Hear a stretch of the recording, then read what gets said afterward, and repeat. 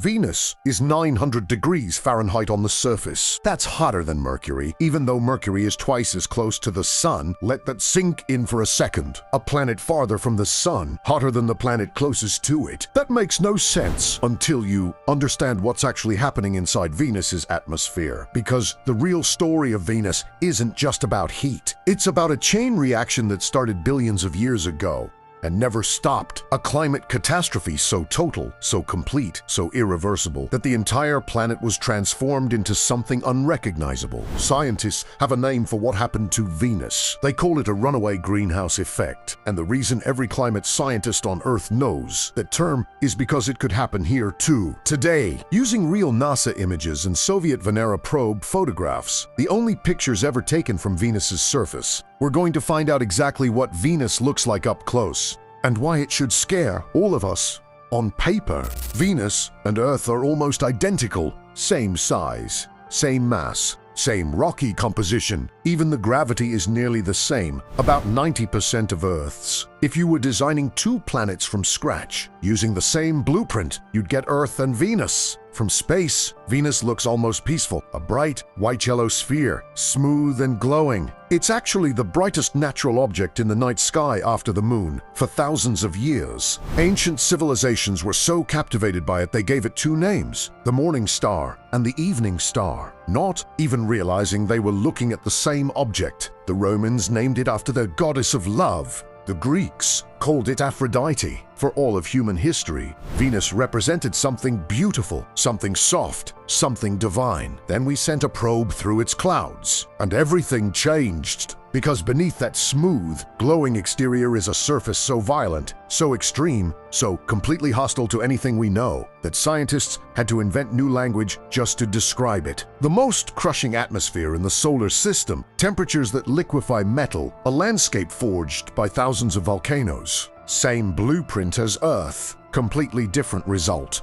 So what went wrong? The numbers here are genuinely hard to process. Poles and equator. The entire planet bakes at the same horrifying temperature, everywhere, all the time. The melting point of lead is 327 degrees Celsius. On Venus, lead is a liquid puddle on the ground. Zinc melts, tin melts. Now, here's what should genuinely confuse you. Venus is not the closest planet to the Sun. Mercury is. Mercury receives nearly twice the solar radiation. By pure logic, Mercury should be hotter, but it isn't. Mercury's maximum temperature hits around 430 degrees Celsius. Venus beats it by 40 degrees. Venus never cools down at night. Venus's atmosphere is 96.5% carbon dioxide, and that thick blanket of CO2 does one thing with brutal efficiency. It traps heat. Sunlight passes through. Heat cannot escape.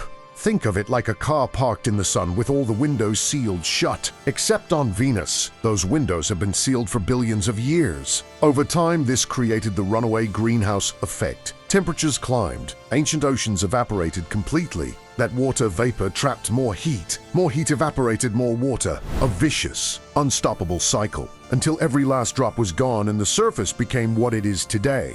But heat isn't the only problem. The atmospheric pressure on Venus is 92 times greater than Earth's, equivalent to diving 900 meters underwater, deeper than most submarines can go. The pressure alone would crush an unprotected human body before the heat even reached you. And those clouds above, they're not water vapor, they're sulfuric acid. Venus literally rains acid, though the drops evaporate before hitting the ground because it's too hot even for that. You'd be dissolved before you were crushed. Crushed before you were burned. Venus doesn't give you a clean way to go. For decades, those thick clouds blocked every camera, every telescope, every attempt to see the surface. Then the Soviet Union did something extraordinary. Between the 1970s and 1980s, the Venera program landed spacecraft directly on Venus, building machines tough enough to survive that environment. Even briefly remains one of the greatest engineering achievements in space history. Venera 9 sent back the very first surface photographs in 1975. Scientists expected smooth, worn-down rock. Instead, sharp, jagged, fresh-looking slabs, uneroded, active. Venus was constantly renewing itself. NASA's Magellan spacecraft later mapped the entire surface using radar, revealing over 1,600 volcanoes. vast lava plains, and strange crown-like structures called coronae found nowhere else in the solar system. Some volcanoes may still be erupting today. The light down there, a dim, eerie orange-red glow. Scorching rock beneath you, crushing air around you, an orange sky that hasn't cleared in over 1 billion years. Not a painting, not science fiction, real photographs, real data, real hell. Here's where the story of Venus stops being just about Venus. Billions of years ago, Venus and Earth were remarkably similar. Same temperatures, possibly liquid water, possibly even the early conditions for life. But something triggered the greenhouse cycle, and once it started, nothing could stop it. Every degree of warming unlocked more CO2. More CO2 caused more warming.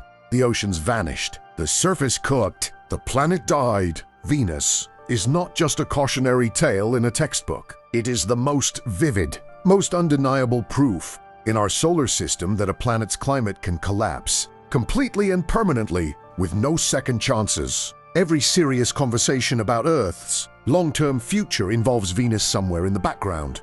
Not because Earth is about to become Venus tomorrow, but because Venus proves that the tipping point exists, that there is a point of no return, and that a planet very much like ours already crossed it. We have one planet. We've seen what happens when the balance breaks. Venus is stunning from a distance, bright, glowing, the most beautiful light in the evening sky. But up close, it is the most hostile, most violent, most unforgiving surface in the entire solar system. Crushing pressure, acid clouds, temperatures that melt metal, a landscape of ancient volcanoes glowing orange under a sky that may never clear. And yet we keep going back, because Venus doesn't just tell us about Venus. It tells us about Earth, about atmosphere, about climate, about how razor-thin the margin really is between a living planet and a dead one. If this video changed the way you see that bright light in the evening sky, hit that like button, subscribe, and join us next time as we go deeper into the universe. Until then, stay curious and stay on Earth.